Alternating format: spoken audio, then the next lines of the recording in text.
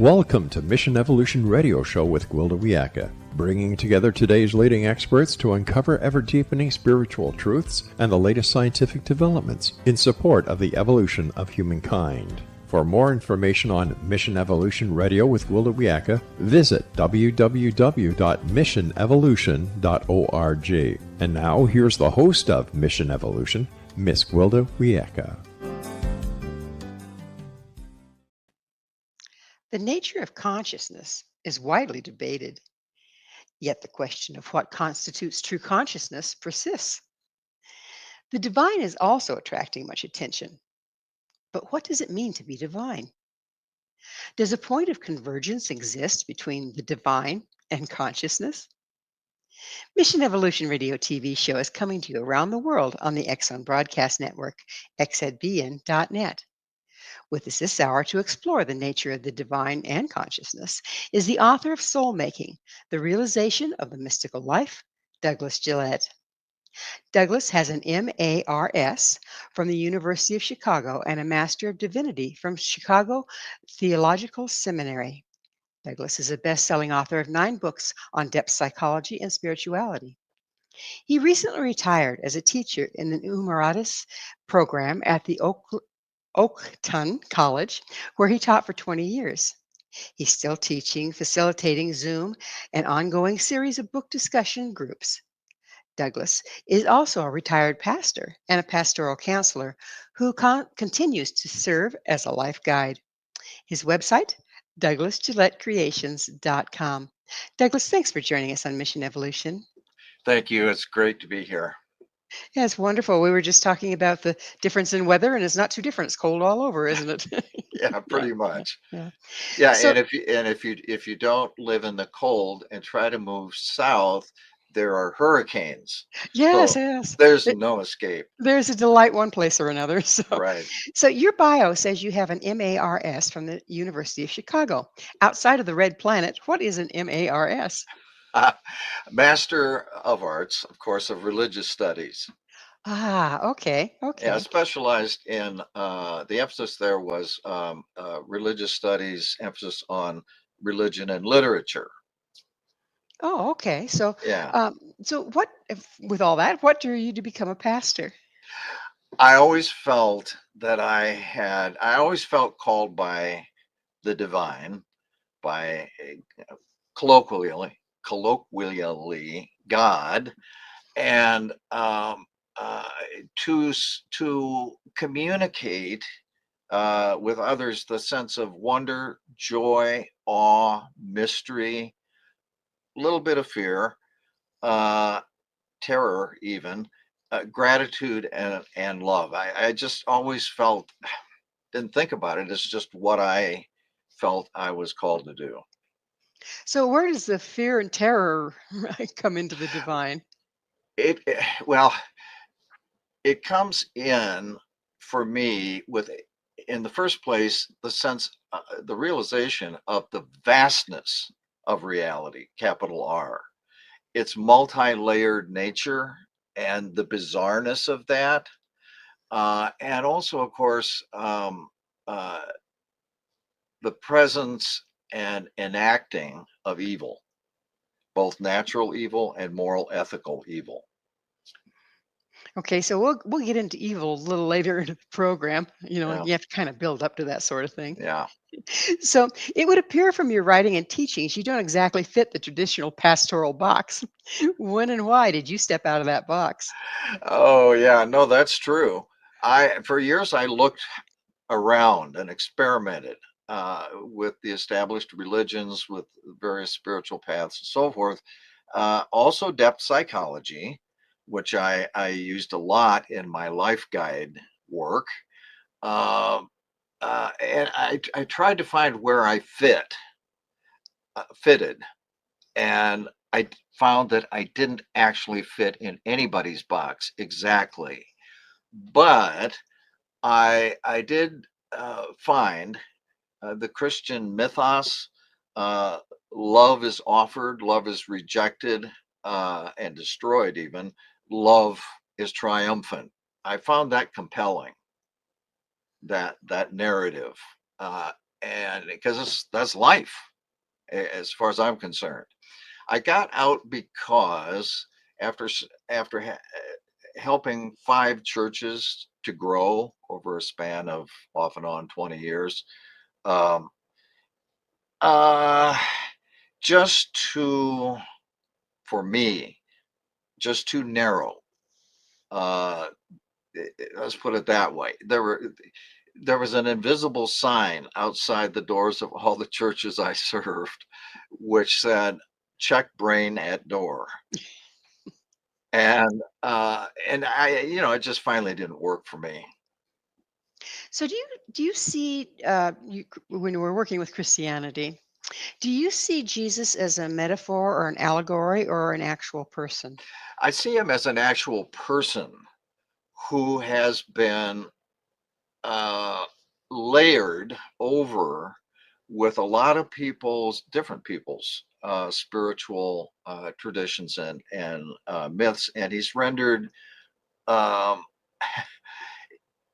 archetypal as the archetypal connection or of the divine with the human. And so I love Jesus and his teachings, those that can be, thought of as authentic. Um, and a lot of the words that are put into his mouth by later writers, I think, well, that's okay because he should have said that, even if he didn't, you know. And and Kind of like Einstein. yeah, that's true. That's true. Legendary people get all kinds of wise sayings ascribed to them, which is fine.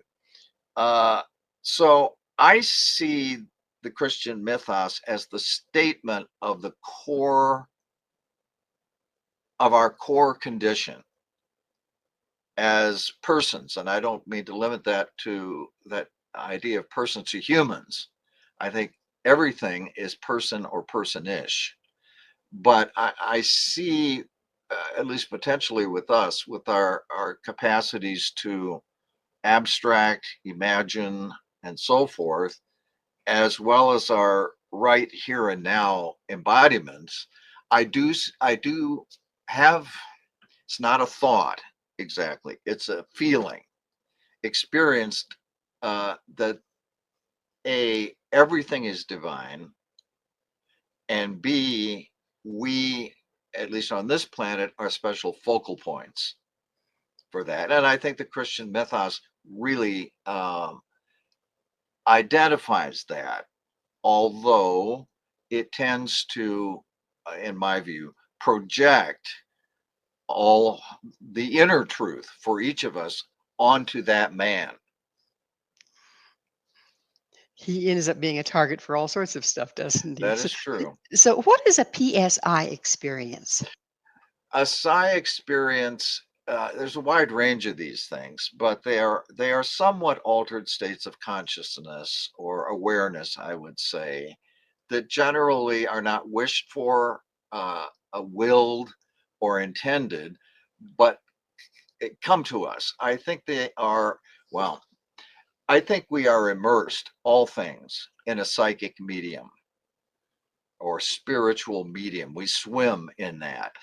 By That's medium, you mean substance rather so, than a yeah, mediumship? Yeah. yeah, Okay. right. Substance, and that beneath are the necessary repression barriers that separate ego consciousness from the rest of all that is. Beneath that are levels, and those levels are inhabited. So psi experiences can be, I think, I think that repression barrier can be porous. For many people, it's rock hard, but for sensitive people, it can be porous. And up through those pores leaks or appears or manifests entities or entity like um, consciousnesses of some kind, and they present themselves to us. I mean, it can be, it's not all that. Some of it is just connection in the psychic, within the psychic medium between different personalities or persons. So that we're talking about ESP experiences, and I'm talking about that, and precognition, and all of the above. So what's the difference between psi phenomena and spiritual experience? In my experience, psi phenomena are tend to be sort of on a horizontal continuum. They some of them can be quite dark. Some of them are, okay. They're just in different areas along a horizontal continuum. But you feel an oddness, or sometimes wonder. Sometimes I do anyway. Uh, a lot of sort of, oh, okay. And then there is a little bit of fear connected with some of them. I mean, I've never invited them consciously. I don't want that as part of my life. It just shows up. I have read many people who are really sensitive and connected with, the collective consciousness, the psychic medium. Uh, they would rather give back that gift that keeps giving because it interrupts your life. Yeah. A So lot of it. it's time for us to take a station break. Oh, Doug, Douglas and I will return very shortly, so don't go we away. didn't talk about the spiritual. This is Mission Evolution, www.missionevolution.org. Can you expand your consciousness? With us this hour discussing consciousness is Douglas M. Gillette. Douglas is the author of Soul Making, The Realization of the Mystical Life. Douglas, we kind of had to leave a cliffhanger. I had asked you what's the difference between PSI phenomenon and a spiritual experience, and you Mhm. kind of covered PSI phenomena. Yeah. What's the difference between that and spiritual experience? For me, spiritual experience is expansive. It's lifting. It's light. It's joyful. There's, again, of course, the element of a little bit of fear, but the gratitude, an expanded sense of myself at a different register, at a higher register, and beyond that, and as a part of that, the divine. So the size stuff for me, in my experience anyway, is okay. All right, this is part of reality. It's a little odd, but it's part of reality that I normally live. Whereas the spiritual stuff, the spiritual experiences, it lifts me from the horizontal plane to a more kind of vertical trip. Do you see the lifting as a raising of frequency, whereby of spirituality, whereby the psi experiences bleed through from the reality that we're in? The size stuff, in my experience, or theorizing about it, arises from layers below, we could say, but also, yeah, um, normally unseen or unexperienced aspects along this horizontal continuum that we're mostly conscious of being in. And the spiritual stuff for me, there's a sense of rising above that to more expansive, more fulfilling, brighter. I mean, I think love, space. Uh, So more evolutionary, really. yeah, I think so. I think so. You could say that. Yeah. So, what constitutes as consciousness expanding experience? Hmm. Um, lots of things for me. Um, Always triggered by something that could be music, could be a setting, it could be just something that I'm reading. Uh, but what it is for me is a usually unexpected sense of shifting to a higher register. It can be sudden insight into something, um, realization of a connection to whatever, and maybe all that is, but it's an expansive state. Here's an example. When I was a little kid, I went to a camp, summer camp, for boys in the woods by the river and all that sort of thing. And our last night, the end of the summer, was it was night, and we were led by our cabin leaders through the forest, different paths through the forest. He was carrying a pitch torch to a central kind of dancing ground and so on, where there was a fake, but nonetheless moving Indian-like ceremony. But anyway, going the thrill, I just felt this thrill. I was the last one in line. You couldn't see a thing except the torch up in front, and maybe, up the trees were just, closing above you, but I could see the sky, the night sky. And I just felt the thrill of the night adventure and all that sort of thing. But then I looked up, and I just felt like I wanted to open my arms and run and lift up into that and embrace that and be all of that. So in contrast, the world that we live in day by day, where there's a lot of greed and competition and exploitation, is that the antithesis of the spiritual experience? Those things you just described, I would say, are the antithesis. Yeah. This is as C.S. Lewis said, I think, this is the shadowlands. There is light here; it shines through, but this is an incomplete or fragmented or fragmentary level aspect of reality, capital R, in my view. When we're all exposed and large doses thereof, of the matrix, if you will, of Hmm. the darker things, um, how do we transcend that to have the expansive Mm, mm. experiences? I'm not sure exactly. I mean, as I've said, these things just happen to me. I don't wish them exactly. I don't certainly don't will them, and I don't know techniques of meditation to get to them. I know that others do have techniques that set them into the higher vibrations or dimensions. Well, the example you just gave involved nature and the elements, didn't it? Yeah, yeah, that is true. That's true. You can prime yourself for those transcendent experiences through setting, through the arts and music, through you can even do it by studying quantum physics and cosmology. I mean, and philosophy, theology, depth psychology.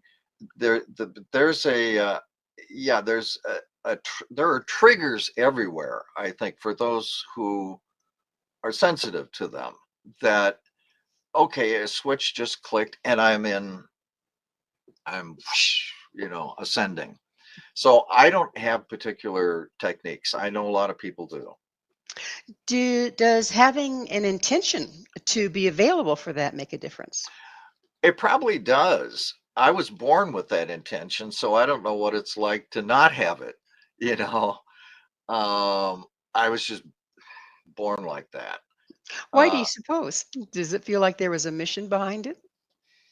oh, I think probably.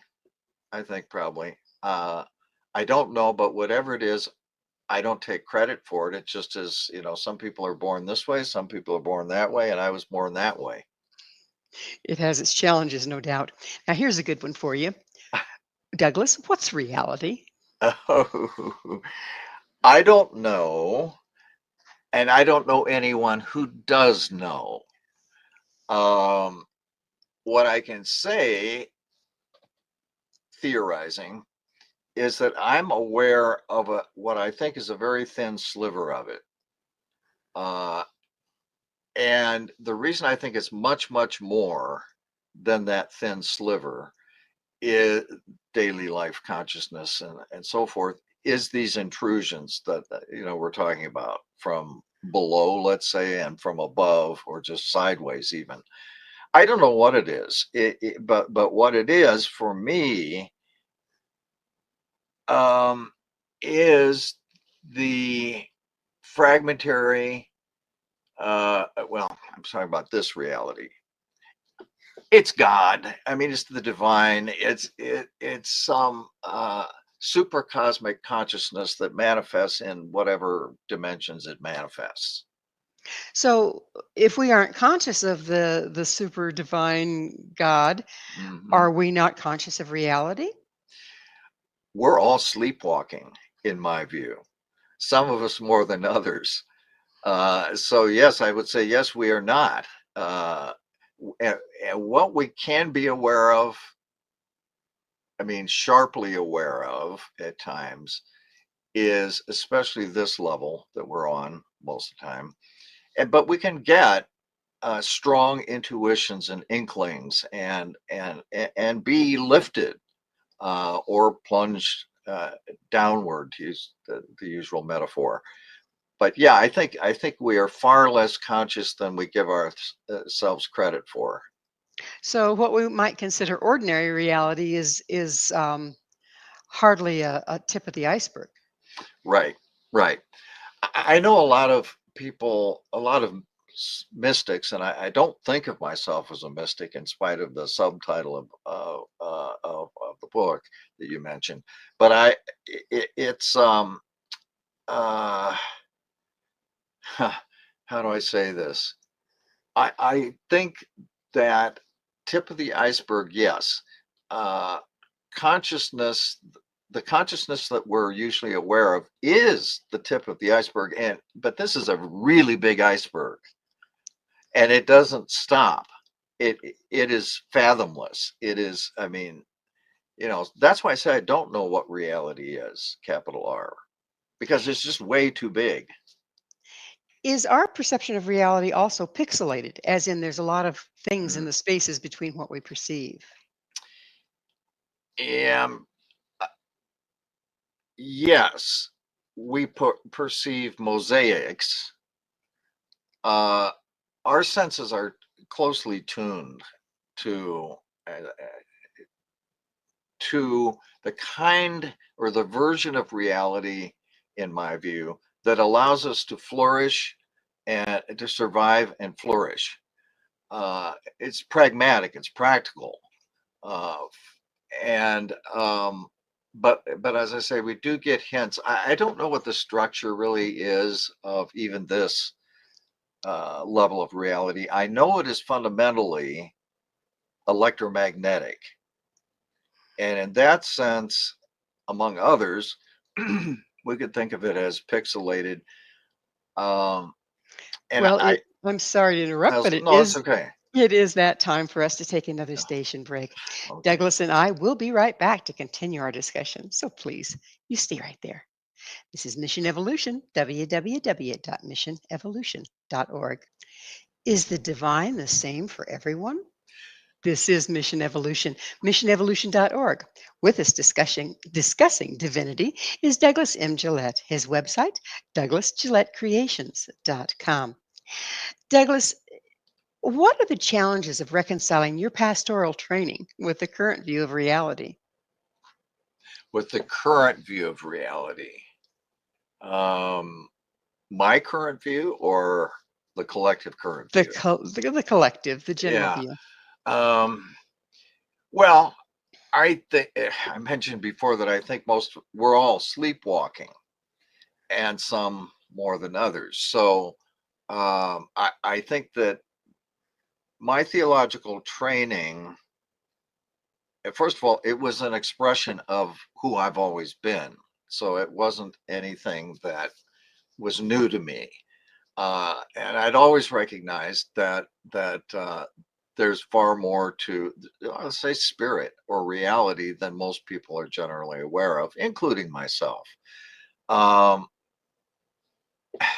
there are many current views of reality, but to the extent that we are for the most part, and this over much of the planet, um, in modernity, still, even though we're in postmodernity, some of us, in modernity, which says that what you see is what you get, and this is all there is. Okay, what can be measured, weighed, etc. Uh, and so, any theological uh, training, even I would say a big chunk of philosophy, is already outside of that view. And that's part of the conflict that is happening in many countries, in many societies, is between I would say, a truncated and overly literalistic version of science on the one hand, and a truncated and overly literalistic religious side. So that, of course, when you retreat to your corners and don't allow middle ground for mixing and thinking with each other and so forth, you get polarization.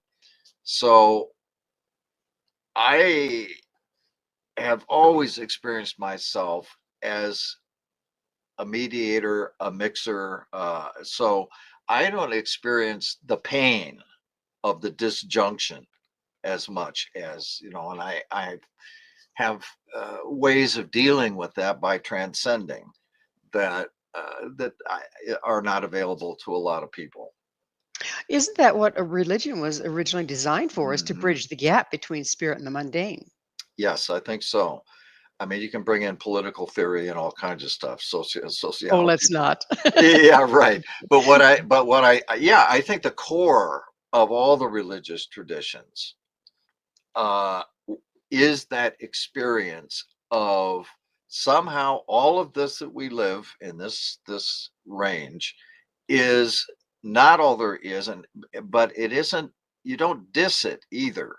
I mean, some religious traditions do, but I think it's all ideally enfolded within and transfigured by the realization that everything is uh, spiritual, the divine. I do think that's the core of all religions. Yeah, that experience. So, as in spiritual, the divine, in defining divine, is it Mm. the same as the unified field?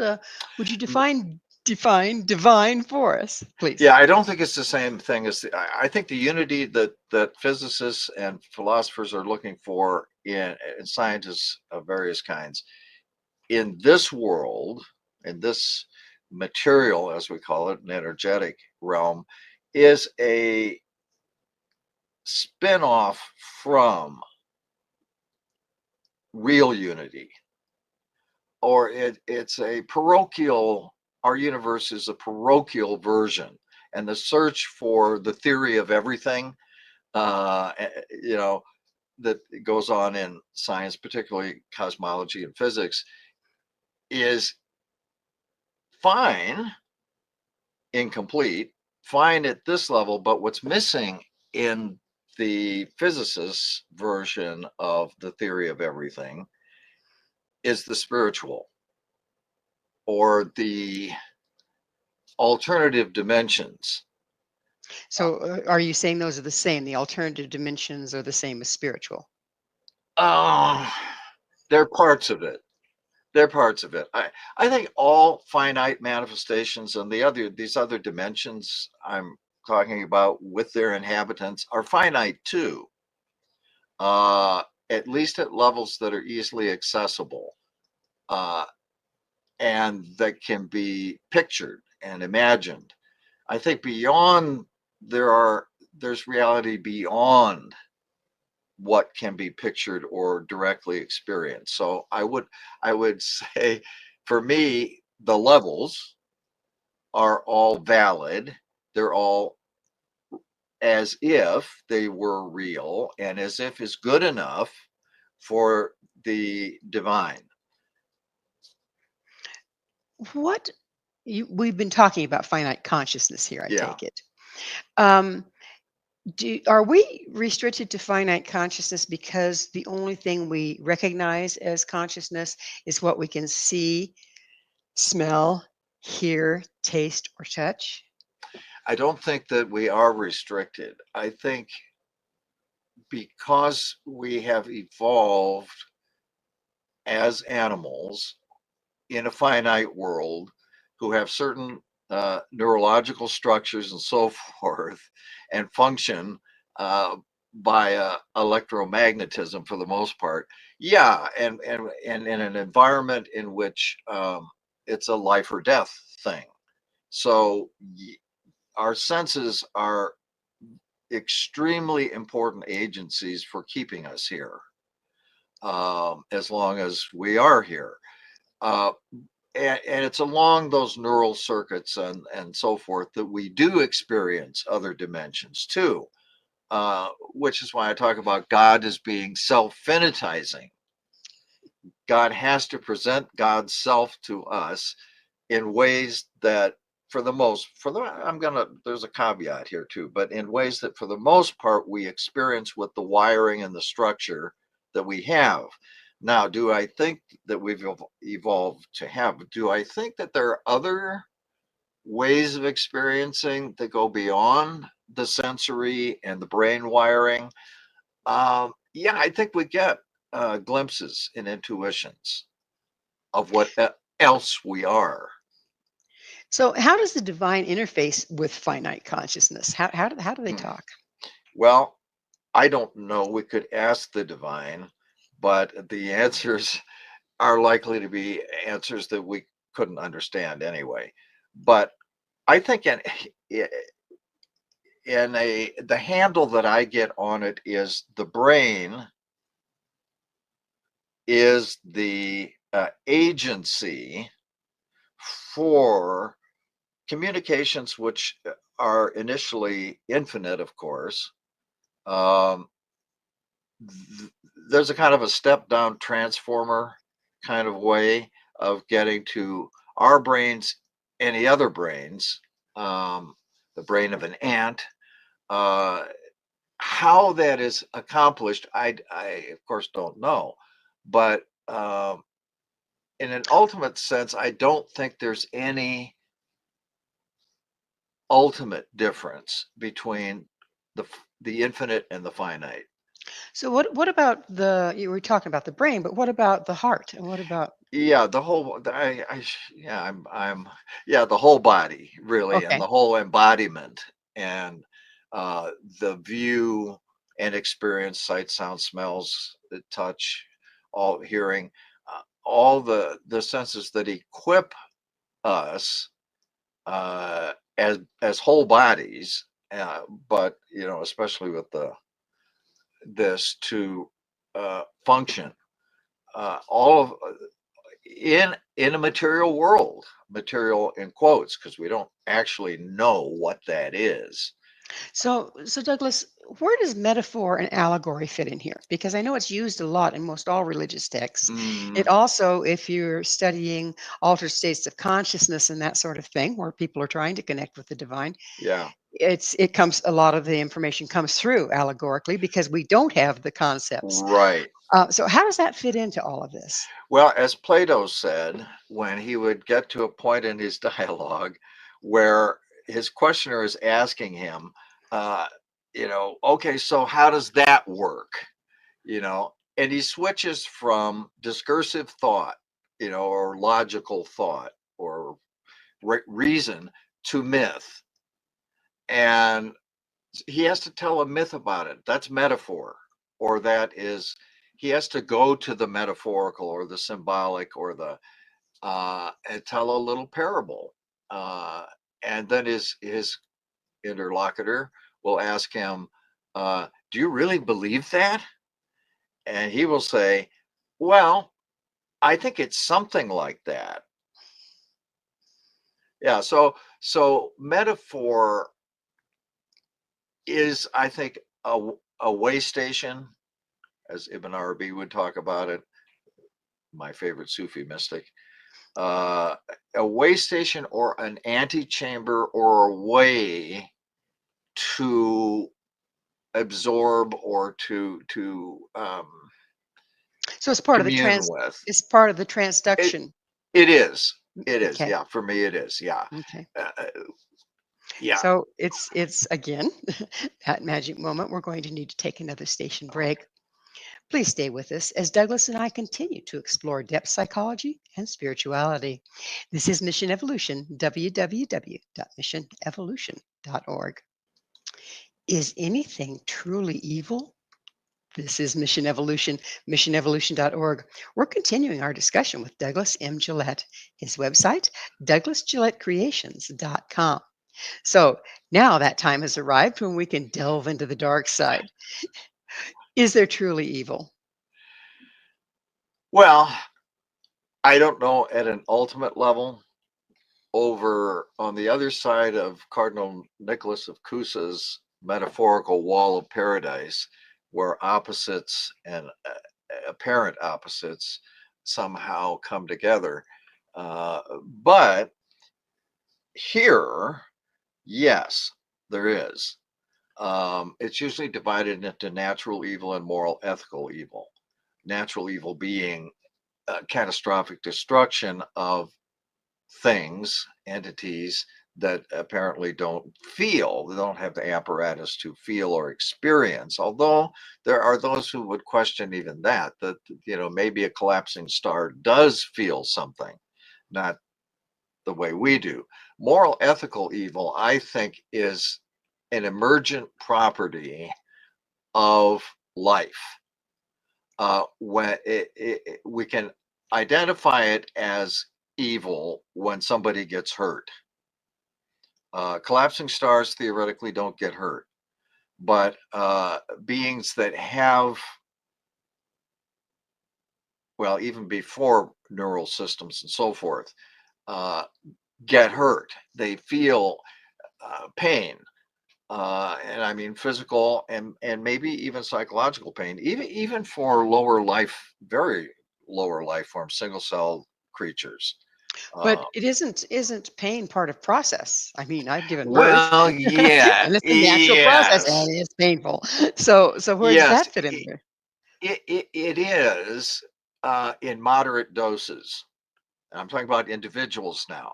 I don't really care what nature's all about and what its process is and what it thinks it's doing. I mean, I have some ideas about that, but um, uh, to the children all over the world in various places, adults too, who are dying horrible deaths, their parents are distraught. I think asking those kids sitting in puddles of their own blood with arms and legs missing to think of this as process is a little much. Um, it is evil to destroy a sentient being. It's morally, ethically evil. Oh, but again, I think reality is layered. So evil is as real and uh, as it needs to be, as it is in our experience on this level. I don't know about higher levels. That's up So to God. so are you defining evil as destruction? Not destruction pure and simple, because some destruction is it's certainly the prelude to greater creativity, or can be, as Necessary a for life, actually. for life, yeah, at all. Um, so no, I wouldn't describe it as destruction pure and simple. I would describe moral ethical evil as the conscious, semi-conscious, or unconscious intention to destroy the well-being of another. So what that would include if they don't necessarily care one way or the other, if they destroy somebody else, it's just getting what they want and whatever that takes. Hmm. Yeah, that Okay. and that and most moral ethical evil, I think, is generated by malignant narcissism. Yeah, and greed, yes. So you speak of the place of priesthood. What do you mean by that? Pardon? Could you repeat that? You speak of the place of priesthood. What do you mean by that? Place of priesthood. Do I really? Yeah, you do. Okay. Wow. I don't remember that exactly. Okay, well, Uh, we can move along. And at this point in the show, it's my turn to ask you, what's your mission? okay. My mission, taken many forms, but basically it's to help others to experience higher, deeper, more wondrous, uh, frightening at times, but joyful. I mean, God. I mean, experience the vastness of who they themselves are outside the register of daily life. And once you can do that or begin to do that, I think there are all kinds of benefits, barring war, famine, plague, etc. And that is a happier, more fulfilled life for yourself, more generative, mutually caring life for others, and there's another benefit, and that would be a humane society, unlike the societies that we have now. So my mission has always been to awaken, to say, "Hey, wow, look at this," eh, you know, and to help people have that experience, that set of experiences, really. Very nice. So you mentioned God, and then you mentioned the individual.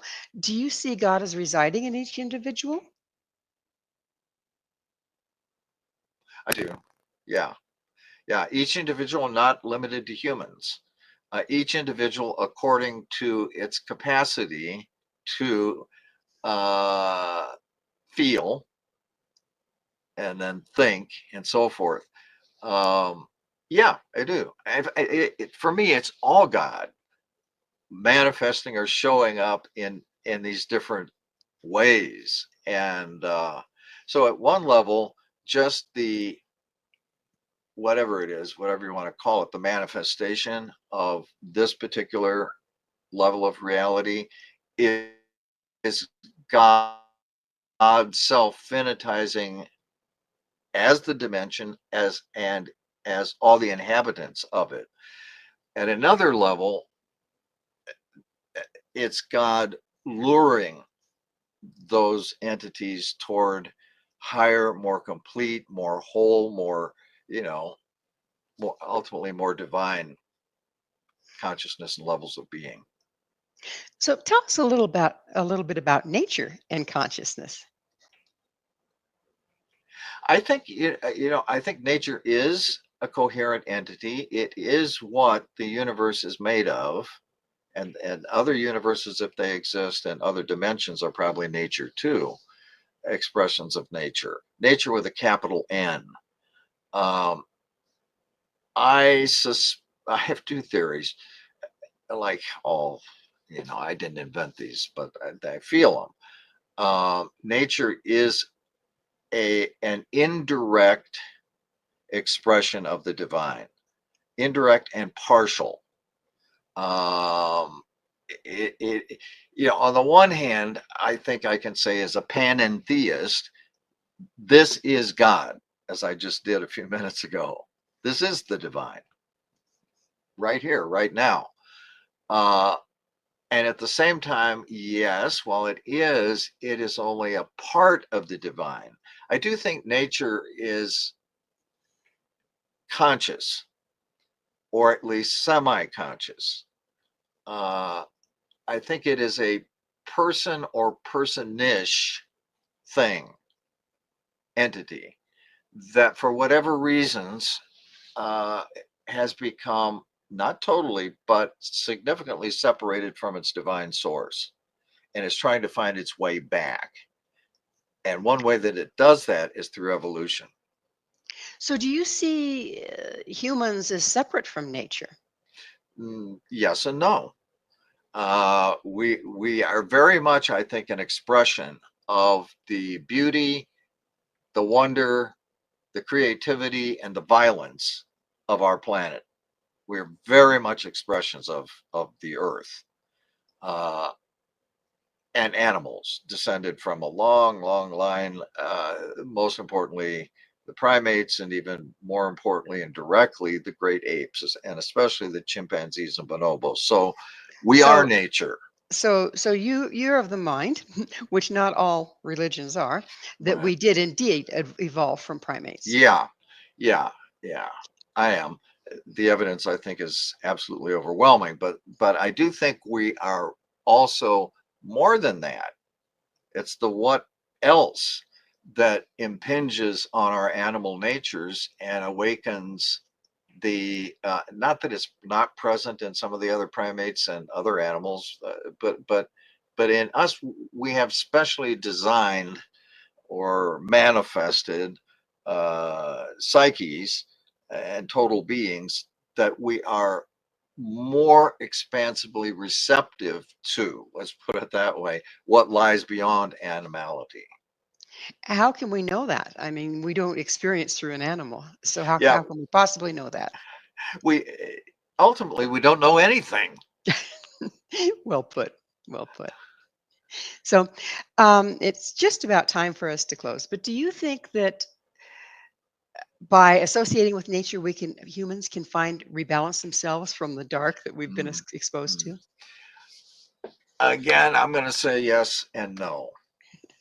Yes, in that we, because of our oneness with nature and because we are expressions of You know, nature. I hate to interrupt, but we're going to have to close out. Oh So, no, yeah, oh I'm no. sorry. It's been so fun. Unfortunately, we are out of time. Douglas, thanks for coming on the show. Our guest this hour has been Douglas M. Gillette. Douglas is the author of Soul Making, The Realization of the Mystical Life. To find out more about Douglas, where you can find his books and all he has to offer, visit his website, douglasgilletteCreations.com. This has been Mission Evolution with Gwilda Wiyaka. For more information or to enjoy our past archived episodes, visit www.missionevolution.org. Be sure to join us right here next time. This mission will continue, bringing information, resources, and support to our rapidly evolving world.